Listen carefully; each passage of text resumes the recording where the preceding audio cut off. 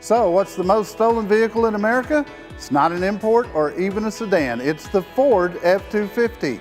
I'm Jerry Reynolds, the Car Pro. Automotive news in 60 seconds. This truck replaces the Cadillac Escalade, which topped the list of the most stolen vehicles for nearly a decade. New anti-theft technology could be the reason those thefts are down. Overall, the 5 most stolen vehicles in the U.S. are trucks. The Chevy Silverado and Avalanche came in second and third. GM added a lot of new anti-theft technology to the Escalade to get it off this list. Now, in the I want one of those department, check out the Panther.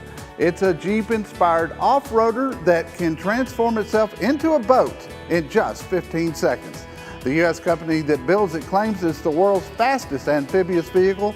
That means it'll go roughly 80 on land and 45 in the water. I'm Jerry Reynolds, the Car Pro.